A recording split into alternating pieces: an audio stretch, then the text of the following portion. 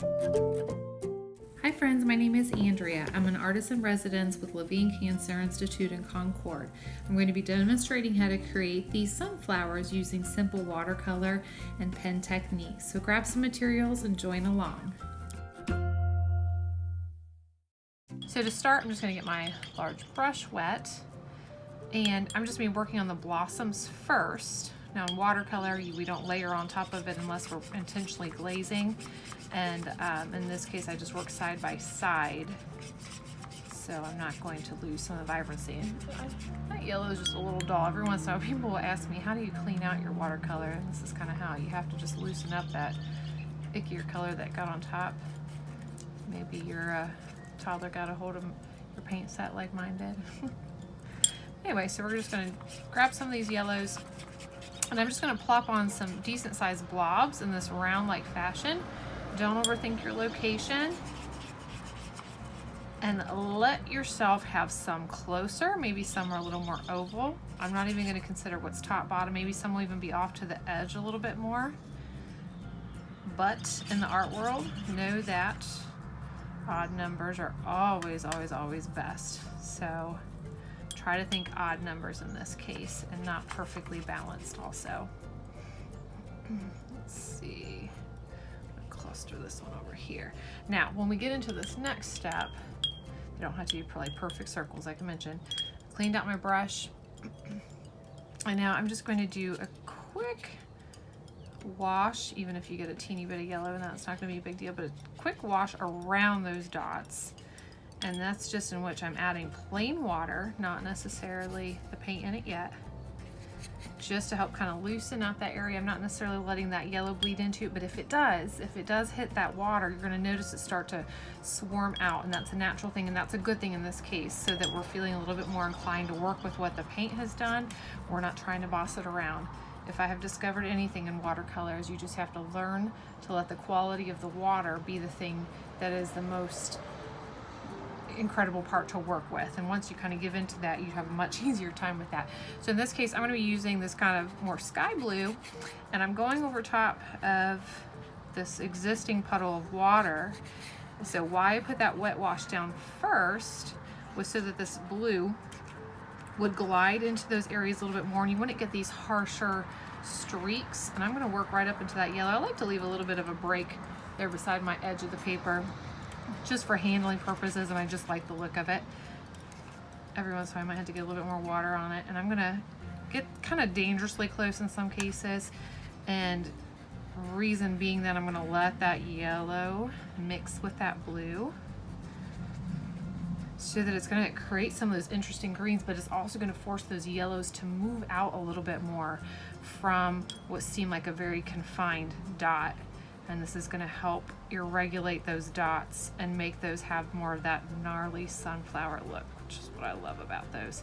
So I'm going to try to let that be a little bit. I'm going to be okay with having some darker blues, some that are a little lighter, and some areas that really that yellow jumps into that blue. And you're going to get your paper to buckle a little bit more. Of course, the heavier your paper, the less buckle you have, but this also works for your favor. So I could kind of play with it, tip it around a little bit, but try to let it start to find its settling spot. And I tell you, you can get some really playful, cool techniques if you really start to let it drip and kind of play with that idea of it moving, or even give it a little shake and let that yellow burst into that blue and streak into that. You can get, again, these really gorgeous greens when that happens. Before it dries up too much, you'll notice that I didn't add in the brown yet, which is what I'm going to do. Now, any other time, I'm not a huge fan of doing just a straight brown. In this case, I'm going to utilize this for my beginning part of the middle of the sunflower. Later, knowing I'm going to add in some other colors just to make that pop a little more, not be so flat. So I'm just going to, because it's wet, get a little bit of that brown. I'm going to pop it somewhere in that yellow, and it's just going to blossom out on its own because, again, it's wet on wet. So it's going to blossom out. In some cases, I might decide to not put it directly in the center. See what happens. Sometimes I have to dab a couple times to get it to do its thing. And same thing, just continue to move around. And it's gonna dry a little bit lighter than what you're applying. So if you worry that it looks too stark, it will dry lighter and we'll end up wanting to make it more stark and more dramatic later. So they're going to start to take these irregular shapes in the middle. They're not going to be perfect circles. Prepare yourself for that. That's not going to be the case. So, okay, we're going to let this dry for a moment. Then we're going to come into it with just some pen techniques. Okay, so we've let that first step dry, in which we had that wet on wet wash, and just have kind of the beginning sections of our flowers and our background too. You're going to notice how a lot of bleeding happened into these, from these browns into there. I'm going to be okay with that. I'm not going to let that stress me out, because now this is where we have to sort of let ourselves come to terms with what this has in this beginning stage presented to us, and now work from that point. So I'm utilizing a extra fine point Sharpie pen, or just a permanent marker pen. Regular pen will do fine. Just note that it needs to be completely dry before you get to this next step. If you have really, really dark, rich colors on this, note that you could also use, say, something like a white pen, but a lot of these techniques are all going to be based off utilizing black or a darker color for that matter.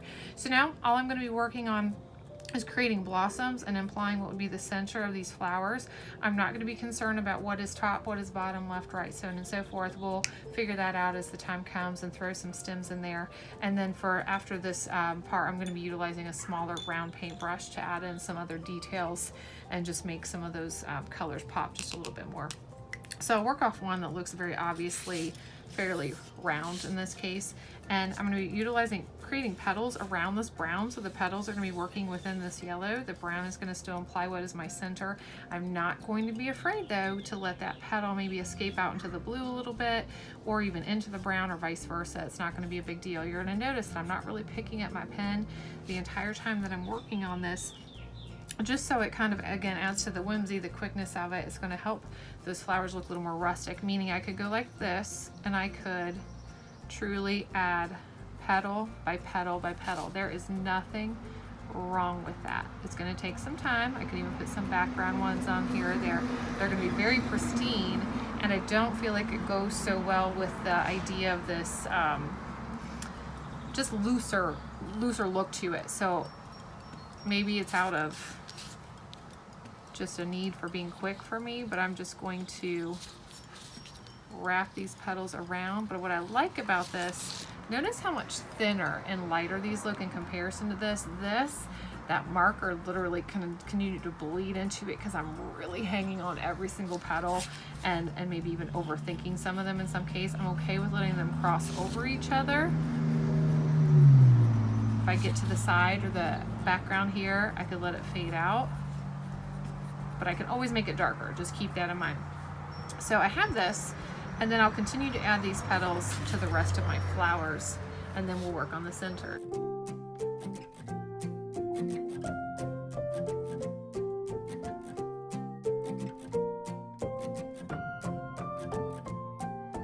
Now I did want to note, when you start to get to some that look a little bit more oblong, look like possibly these flowers are facing a slightly different direction, I really want to push that.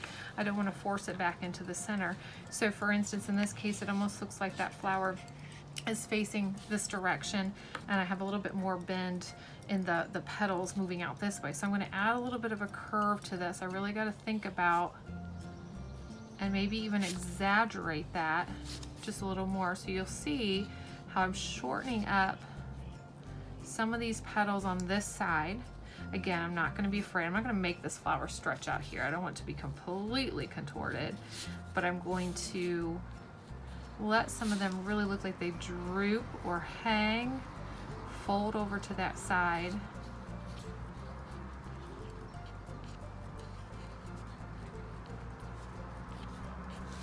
And truly look like it's facing another side portion of it versus straight on at the viewer. So we'll continue with that, and note that I'll continue to do that for some of these other ones too.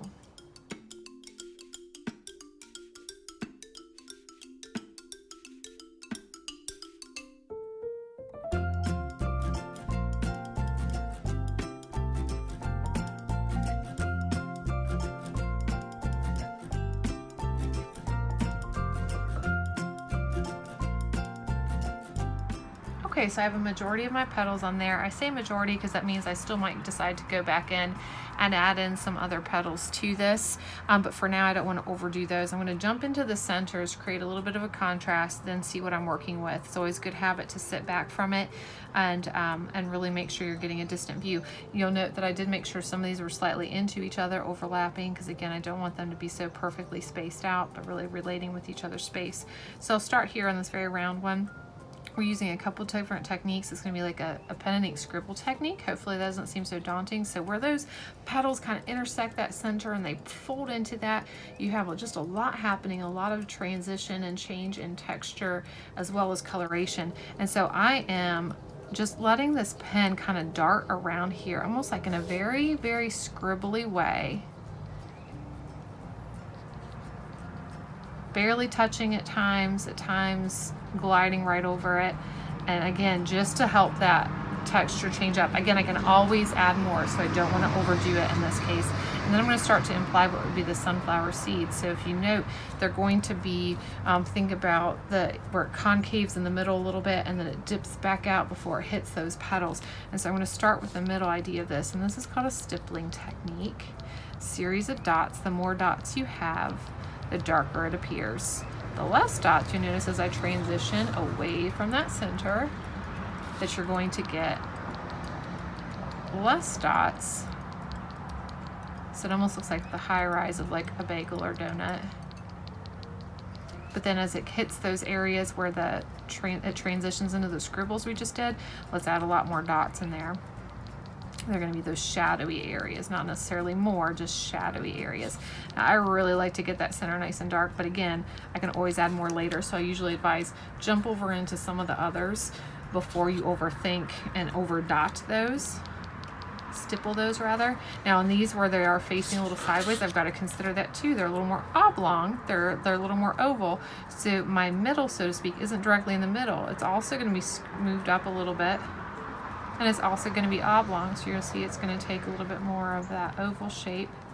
Same thing, distance it here. And just to show too, sorry, I forgot my little scribbles, but I can always add those in later. And they can almost look like little teenier leaves, or petals rather. So if scribbles don't cut it, you need a little bit more guidance as far as what am I doing? Why am I doing that? Think of them as teenier leaves folding out of that. So again, I can come back to that. And I'm also coming back that with the actual color of the watercolor, so that will also darken that visually too. So continue to do my stippling, and I will then go back in and check and see if I need to add any more leaves.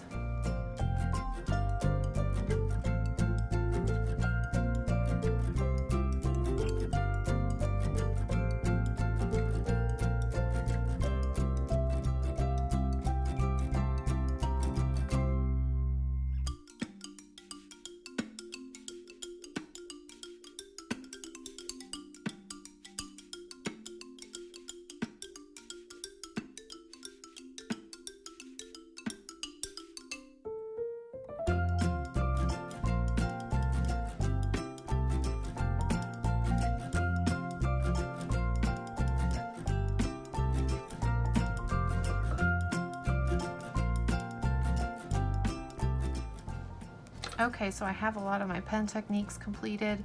Again, good habits, hold it back from you from afar, step back from it, see if there's something that really stands out to you as far as not looking finished, or some things that stand out to you too much, and then how can we correct that. So I just feel like there's a little bit more balance that needs to happen with this one, so this might need to add a few more. Again, sometimes you don't want to overwork it, knowing that will depend on some of the colors to do that. Then once I feel pretty good about that, I am going to figure out, because I'm in this kind of stand back moment, I'm going to figure out where I want these stems to be. So I need you to have this visual of, do you envision these sunflowers reaching up with petals and stems moving up this direction? Do you visualize it like so? And you'll see me literally using a marker to help give you that visual. I don't love this, I'll tell you that right off the bat, because I feel like they're reaching down. That doesn't seem like the most optimistic sunflower view to me. So I know that these two are out. It's going to be either this one or this one, and truthfully I think this one wins for me.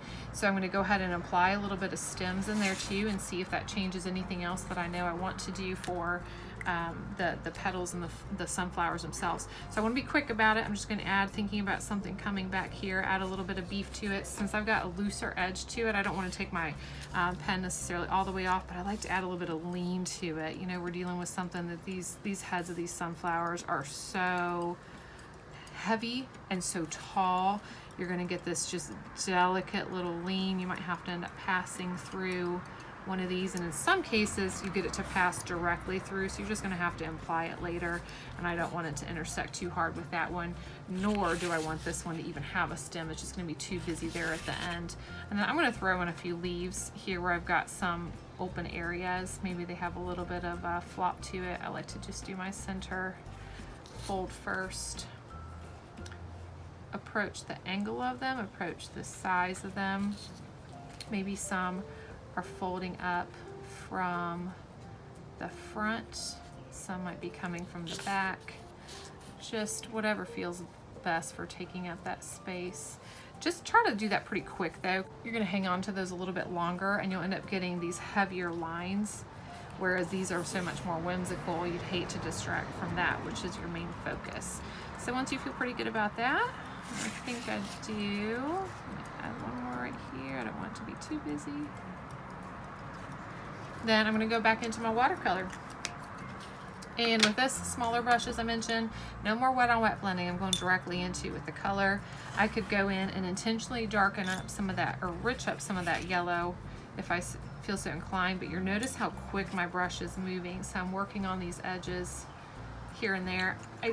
Sometimes, more yellow is just going to brighten it up a little bit, but I feel like I need to take it a step further and say do a little bit of an orange, maybe closer to these centers. But it's quick. It's that little darting motion.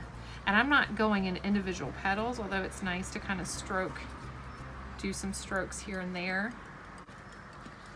But it's still quick, much like you drew it and much like you originally painted it, because this isn't the time to get all precise. It's just to add a few touches of color changes and details. So I'm jumping back and forth between a brighter yellow, a little richer orange. I don't need much orange. It's going to go pretty far. Just note that if you get the orange too far into that blue, it will get a little muddy. So maybe you want to reserve that closer to those spots in the brown, or closer to the brown.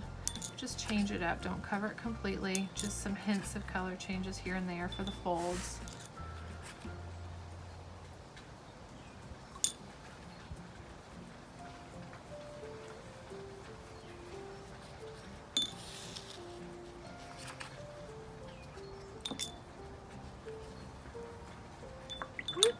Red on that one. Well, there you go. You'll see me remove some color. Get a little wet brush. So wipe that on out of there. Grab the right color this time.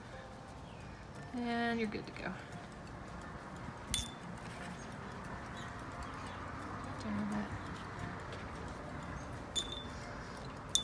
I really want to dramatize, add a little more drama to those middles, because I think that's the beauty of those sunflowers too. They look so extra bright because seeing them next to that dark center, and so those centers need to be darker in order for these petals to look that much brighter. So I might go back to the brown. I'm going to take that brown and really push a few actual stipples of that brown in there so that it doesn't look so heavy, and not to mention so my water doesn't get so soupy in there. So I'm putting some stipples in there. But I also just want to add a little life to that brown. So I might swipe in a little bit of green. It's kind of nice to get that idea of growth in there. But if I have some specks of yellow showing up or some areas where it was just a little lighter, I don't want to overtake all that. So my goal isn't to completely cover, but just again, to swipe and add a little bit of spunk in there. Add a little darkness. If you feel like it needs to get darker, but it's so wet, you feel like it's just going to kind of implode in that, just let it dry up for a little bit longer, and then you could go back in and again pop in some of those darks. But I mean that literally, just pop them in with a little stipple here and there so you don't lose the texture,